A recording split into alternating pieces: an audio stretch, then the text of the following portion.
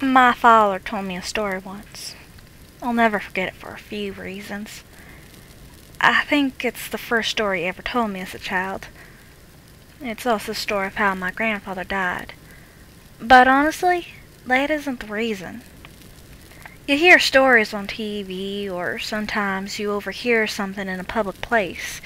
People talk about ghosts and aliens, and you think to yourself, that ain't real.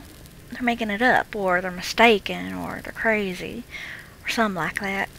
You just can't believe it until something happens. Something that brings it all together, connects the dots in a way you didn't think of before. Maybe it happens to you. Maybe you hear the same story again and again happening to different people. It doesn't take long for the world to become a lot bigger than you thought it was. As I said, this is the story my father told me. But I never believed it, even though he swore up and down it was true. It wasn't until I started clicking around the internet I started to believe. I started to hear other stories just like the one my father told me. It didn't take me long to believe in the rake. That's not what my father called it, of course. He's never used the internet in his life. He wouldn't know what the consensus has been to take into naming it. When he chose to call it something other than it, or that thing, he called it Skinwalker, after an old Cherokee tale his grandfather told him. But I'll tell you the story the way he told it to me. We were out hunting one night. He'd tell me.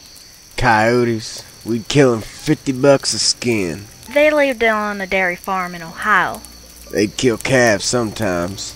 We'd do it every night because we needed the money, and sometimes while we were out, we'd come on a deer and kill it.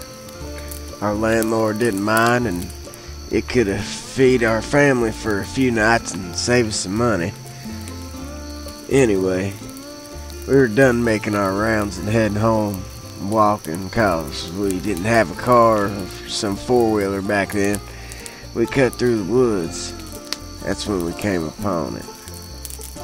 Blood everywhere, splattered on the trees, in the grass, in the creek, everywhere. At first, we figured it was a pack of coyotes. We'd seen it sometimes. They can't scavenge and start hunting deer or cattle. The worst was when they'd breed with feral dogs, but this wasn't like that. See, when a pack of dogs or wolves or coyotes attack something, they do it right. They'll pick off the one that's weak or sick or old or just small. They'll hunt it and draw it onto a corner or something, someplace it can't get out of. And they'll run it right to the biggest one, the alpha. And that deer will never see that alpha. It might hear it, but it won't see it. It'll just notice that its throat's gone and it'll drop dead, buddy. It's quick, it's clean. That wasn't what happened to me. Something had run up on a deer, or den of deer. Coyotes won't attack a den, wolves neither, because they'd get too much of a fight. And there were three, I think, 3 bodies, just torn apart.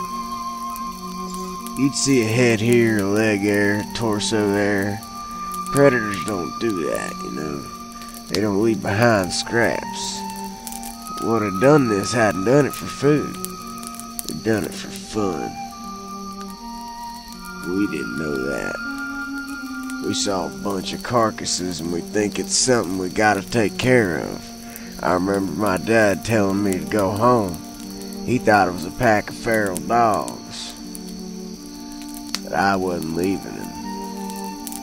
And I damn sure wasn't walking through 2 miles of woods alone. With nothing but a 22 and a pocket knife.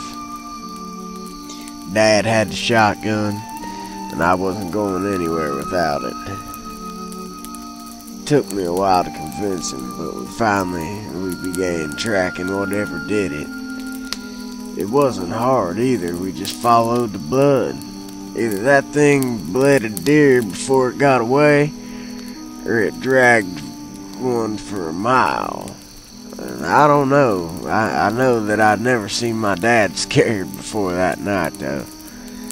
We started hearing noises. I've been in a lot of woods in my life, and I've been all over the world, and ain't never heard noises like I heard that night. I heard things screaming. Heard deer and fox and rabbits and raccoons and birds just scared. Keep in mind, this is maybe 12 or 1 o'clock. Except the fox and some birds, nothing was supposed to even be awake. They weren't just awake, they were moving. I saw flocks of birds that night fly straight into trees just trying to get out of there. We came upon a pack of coyotes, nearly shot a couple thinking it was what we were looking for, but then we saw they were running toward us. They ran right past us and didn't even notice us. And some deer did the same. And some rabbits, some squirrels, foxes, even a couple wild hogs. These things were supposed to be eating each other, and the only thing they cared about was getting out of there. We should have put it together, but I don't know. That may be whatever we were tracking. It wasn't something we were supposed to see, and it wasn't something we could kill. I don't know why we didn't just go home then. I guess we was just curious. I think that was my dad's nature to go toward the trouble, you know, to fight. Knowing what I knew about what my father did during the war, my nature was to stay close to him. That's for sure. We finally get into an open valley. It was normally a soy field, but it wasn't in season, so it was just flat dirt. We saw the tracks then. A lot of the animals fleeing the forest had paved over the land, but where that deer blood was, nothing had taken a single step. It's like they were leaving it for us to find. The tracks were shallow. Whatever it was couldn't have weighed more than 100 pounds, but that didn't mean much. A bobcat weighing 40 pounds wet nearly tore out my damn throat one time.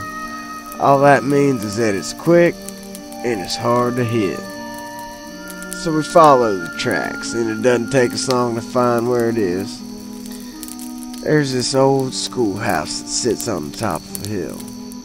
Half of it had been ripped out by a tornado, but nobody lived there, not for a long time. We caught homeless people in there sometimes, or druggies looking for a safe place to shoot up. We figured maybe that was it. Maybe it was some sick kid riding a high. We didn't think that for long. We get within 50 yards and we hear this noise. A screeching kind of sound. It was sort of made up of 2 different sounds. One was a high-pitched screech. Another was a low-pitched growl. It was making both at the same time. We get within 20 yards and we hear this sound. I can remember thinking that it sounded like paper being torn apart, while someone was swinging water in a bucket back and forth. Dad looks at me, kneels down and whispers, "I gotta stay behind him, 'cause we're about to corner him." Any animal will fight when it's cornered, especially when it's a predator. But we can tell by the tracks that it's just one. He tells me it's probably a single feral dog, and it's probably rabid. So the plan is to sneak up on it while it's eating, shoot it, and then keep shooting until it don't move no more. Then slit its throat, make sure it's dead. And if it gets to Dad, it's my job to shoot it or stab it to get it off of him. So he walks up and I'm right behind him. I'm just a tad to his side, and I can see what it is. I wish to this day I hadn't.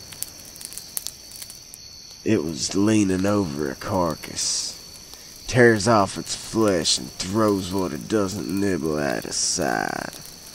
There's blood all over the brick, glistening in the moonlight. It's pale white, human looking, but not quite human. It had arms and legs like a human, but it sat like a monkey, hunched over, and its hands weren't normal. It had long fingers with claws at the end of them. So we see that, and my dad hesitates, right? He wasn't about to fire on a person, so he cleared his throat and tried to get it to turn around. And I swear to God, all the noise just ceased. I ain't never heard true silence before that, and not after that. But for 2 seconds, nothing made any noise. Which made it all the louder when it turned around, made this shrill cry, and jumped on Dad. He got a shot off. I think he missed. If he hit the thing, it didn't mind, but it was on him. Tears parts off of him. I start shooting it with the 22 point blank, but it barely bled the damn thing. I got off 5 rounds, and then I started hitting it with the gun butt, but it wasn't budging. It didn't even register that I was there. It's clawing at my dad, taking off bits of his flesh. It starts on his torso, ripping off the skin. And then it moves up. It tore off his throat. It tore off his nose, his eyes. It scalped him. And then it started digging in, ripped off the bottom half of his jaw, the little bones, and that tube in your neck, and then his ribs. I don't exactly remember what happened. Somehow my dad's knife ends up in this thing's shoulder, but my dad ends up on my back. I'm running, and by God, I'm running faster than I'd ever run before or after. Dad on my back, and it's following me. I end up back in the woods, opposite the ones we've been in.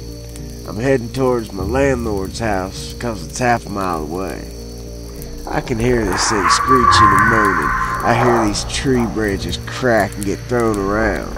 Sounds like someone's taking an axe to every single tree I pass. It's cracking so loud and often, but I just ain't looking back. Finally, I trip in to grab him. I look up and there's my landlord and a bunch of his buddies drinking around the campfire. I scream and I cry and they come over. I'm telling him to call an ambulance, and he looks at me, and I'll never forget what he said. "What's that on your back?" he asked me. Just as he said it, he saw one of those god-awful flannel shirts my dad wore everywhere. It was what was left of my dad. Most of his head, his torso, but nothing after the waist. Suddenly we hear it screeching. He grabs me. My dad gets thrown on the ground. I'm fighting him, crying because I think we can still save Dad somehow, but my dad had been gone before I ever even picked him up. He has to pick me up and throw me inside before I come with him. He and his buddies were all inside, and they're locking doors and getting guns. The landlord's asking me, "What happened? What happened?" But I just know what to tell him. Don't know what to tell him. He pieced enough of it together to understand that there was something dangerous there. All the lights in the house are on, and someone calls the cops. They'll be there in about 15 minutes or so. We look outside and see it walk in front of the fire they made. Don't know what it is. One of them says it looks like an ape. Suddenly something goes through the window. We shoot at it, but it ain't the thing. It's my landlord's dog. Just the body though. Not his head or his legs. So we start pushing things in front of doors and windows when we hear something in the garage. I remember one of his friends saying that the doors were open. We hear the metal and glass just getting ripped apart. You put a couch and a TV in front of the door to the garage. banged around some more, and then it got quiet. Not silent like it was before. We could hear it move around some, and the guys were talking, making sure the guns were ready. Someone hands me a pistol. No sooner did I cock the hammer back did we hear something shatter upstairs. Then we heard it screech again, except now it was louder, and it didn't echo and fade out because it was inside. We all rushed to the one door leading upstairs, and we got to it just as the thing did. It opened it just a bit, and 4 or 5 men just slammed into it. It got its hand through. Someone with a shotgun took care of that. Put the barrel right up to its wrist and pulled the trigger. Cut its hand off clean. That only pissed it off, though. It started pushing on that door, clawing. We were on one side pushing as best we could, and it was on the other doing the same. That wood just wasn't going to hold. Someone tells us to keep our heads down. Suddenly, the top half of the door is just gone. My ears are ringing, and there are splinters everywhere. 2 or 3 of them just loaded on the top of that door. I don't really know where it went after that. The police got there. I was still glued to that door, or what was left of it. The sun was up before they got me off of it. They put me in a hospital for a while. A lot of people talked to me, but I didn't talk back. Not for a long, long time. When I got back home, I got a job for the landlord working on the farm. We didn't talk much, not about the thing. But I signed up for the army when I was 19, and he sat me down to drink some scotch as a send-off.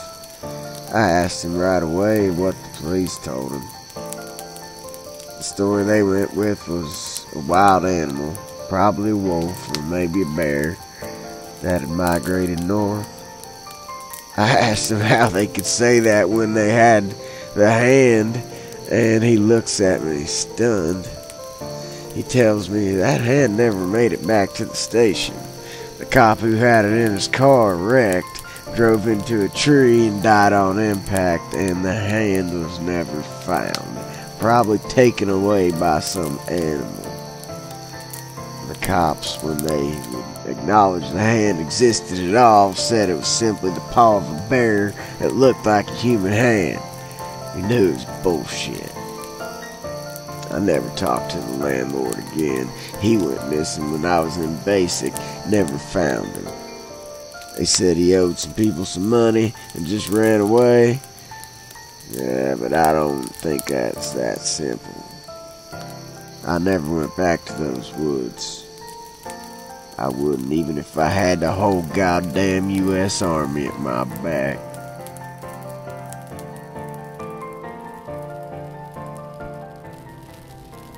But that was a lie. When my mother died, I didn't think my father felt he had anything left, and that he might as well settle old scores. He went into those woods. He never came back. FBI was called. I did a show for everyone involved, but I knew they weren't really looking.